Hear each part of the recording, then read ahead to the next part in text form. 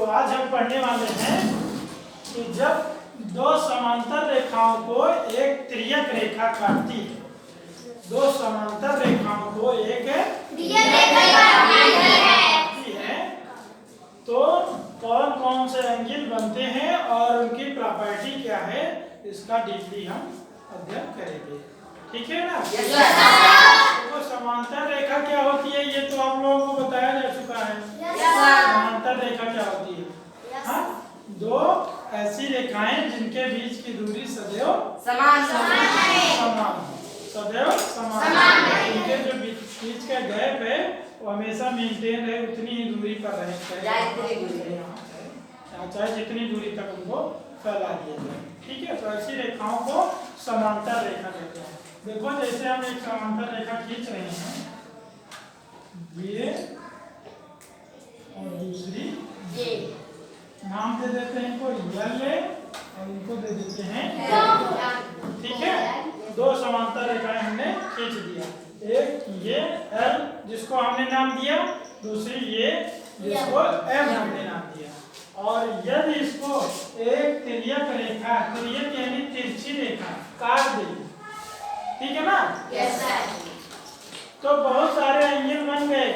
देखो यहाँ यहाँ यहाँ यहाँ चार एंगल तो यहाँ बन गए, और फिर उसी तरह यहाँ यहाँ यहाँ और यहाँ चार एंगल यहाँ बन गए। टोटल 8 एंगल बन गए, टोटल 8 बन गए। ठीक है ना? Yes sir. तो कहाँ कहाँ बन गए हैं देखो, नंबरिंग कर देते हैं। 1 2 3 4। ठीक है? Yes sir. तरीके से यहाँ जाएंगे 5 6 7 8। ठीक है? तो टोटल 8 एंगल बने। कितने एंगल बने?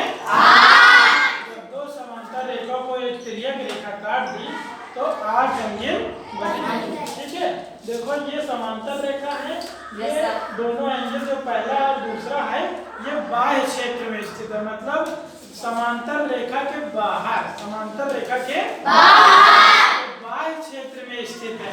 और उसी तरीके से ये जो एंगल 7 और 8 हैं ये भी दूसरी समांतर रेखा के बाहर स्थित हैं। ठीक है? Yes sir. तो 1 2 और 7 और 8 ये कहलाते हैं बाह्य कोण। क्या कहलाते हैं? बाह्य कोण। ठीक है? Yes sir. पहला कोण आप लोग समझ गए, पहला कौन सा हुआ? बाह्य कोण। देखो हमने लिखा है यहाँ पे बाह्य कोण। ठीक है, यानी कि बाह्य कोण क्या होते हैं? जो समांतर रेखा के बाहर स्थित होते हैं, दो ऊपर और दो नीचे। तो बाह्य कोण कितने हो गए? 4। एक पहली ऊपर वाली समांतर रेखा के बाहर, एक और 2 जिसको हमने नाम दिया है, और दूसरी 7 और 8। तो सिंपली डिफिनीशन भी हो गई बाह्य क्षेत्र की कि समांतर रेखा के बाहरी क्षेत्र में स्थित है कोणों को बाह्य कोण कहते हैं। क्या कहते हैं? बाह्य कोण। ठीक है? Yes sir. और इसी तरह इसका अपोजिट दूसरा आ जाता है अंतःकोण। क्या आ जाता है? अंतःकोण। ठीक है, पहला वो क्या हो गया? बाह्य कोण। क्या हो गया? बाह्य कोण। और इसकी डिफिनेशन क्या हो गई? समांतर रेखा के बाहर, समांतर रेखा के बाहरी क्षेत्र में स्थित कोण बाह्य कोण कहलाते हैं। ठीक है? Yes sir.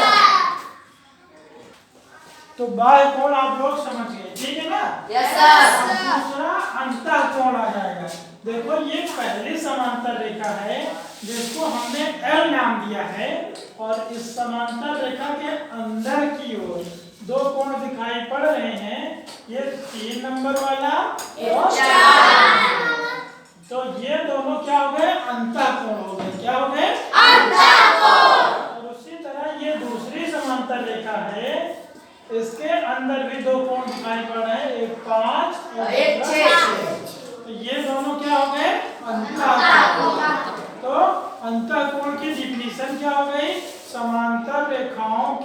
अंदर की ओर, अंतः क्षेत्र में स्थित कोण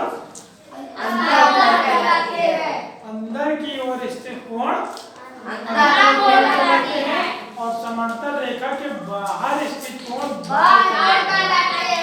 तो 4 अंतः कोण हो गए और 4 ही बाह्य कोण हो गए।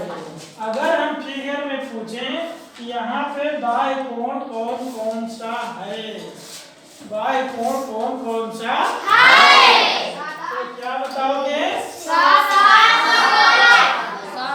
कोण 7 और कोण 8। इसी तरीके से यदि हम पूछें कि अंतः कोण कौन सा है, 5 और 6, ठीक है। अब इसमें आ जाते हैं उस पॉइंट पे, ठीक है। इसमें अंतः कोण कौन से हैं? 3 और बाह्य कोण कौन से हैं? 1 मेरे ख्याल से समझ गए, अंतः कोण और बाह्य कोण समझ गए, ठीक है। पहली बात बाह्य कोण समझ गए और दूसरी बात अंतः कोण समझ गए, अंतः कोण, ठीक है। अब आ जाते हैं तीसरे पॉइंट पे जिसको कहते हैं संगत कोण, जिसे कहते हैं संगत कोण। अब ये क्या होते हैं? एक संगत कोण ऐसे कोण होते हैं जिसमें एक अंदर की ओर स्थित होता है और एक बाहर की ओर होता है, दूसरा बाहर की ओर स्थित होता है, दूसरा बाहर की ओर होता है। जैसे हम 2 कोण ले रहे हैं, एक 4 नंबर का ले लेते हैं थोड़ी देर के लिए और दूसरा 8, दूसरा 4 नंबर और 8 नंबर। 4 नंबर वाला अंदर है कि बाहर है? अंदर है। और 8 नंबर वाला बाहर, ठीक है। लेकिन इनकी जो गति है, स्थिति है, वो समान है। देखो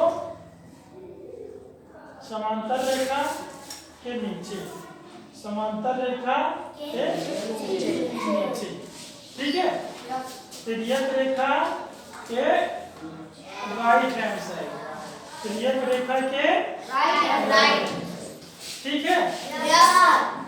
तो ऐसे कोणों को कहते हैं संगत कोण। क्या बोलते हैं? संगत कोण। संगत कोण जैसे 4 और 8, 4 और 8। अगर हम दूसरा एग्जाम्पल पूछें आपसे कि दूसरा एग्जाम्पल बताओ संगत कोण का, तो संगत कोण की दोनों कंडीशन ध्यान से सुन लो। एक समांतर रेखा के अंदर स्थित होता है और दूसरा समांतर रेखा के बाहर, लेकिन तिर्यक रेखा के एक ही ओर होता है, लेकिन तिर्यक रेखा के एक ही ओर होता है। 2 शब्द हो गई, एक समांतर रेखा के अंदर, दूसरा समांतर रेखा के बाहर, लेकिन तिर्यक रेखा के एक ही ओर। दोनों देखो राइट हैंड साइड ही है। ये हमारी तिर्यक रेखा है, ये वाली जो रेखा है ये होती है तिर्यक रेखा। क्या होती है? तिर्यक रेखा। देखो इसके इसी साइड 4 नंबर वाला भी है और इसी साइड 8 नंबर वाला भी है, ठीक है। अगर हम दूसरा एग्जांपल लें, चाहे दूसरा एग्जांपल बताओ तिर्यक संगत कोण का, तो बता सकते हो 2 और 6। वेरी गुड, 2 और 6। अब क्यों दोनों शर्तें हमने अप्लाई कर दी? पहली बात तो एक समांतर रेखा के बाहर होना चाहिए, तो दूसरा समांतर रेखा के अंदर, और दूसरी शर्त है तिर्यक रेखा के एक ही ओर होना चाहिए। दोनों देखो इस बार तिर्यक रेखा के एक ओर लेफ्ट साइड, ठीक है। तो तीसरा क्या हो गया? संगत कोण। क्या हो गया? संगत कोण। संगत कोण इसके एग्जांपल में समझ गए, एक और 8, एक और दूसरा 2 और 6, 2 6।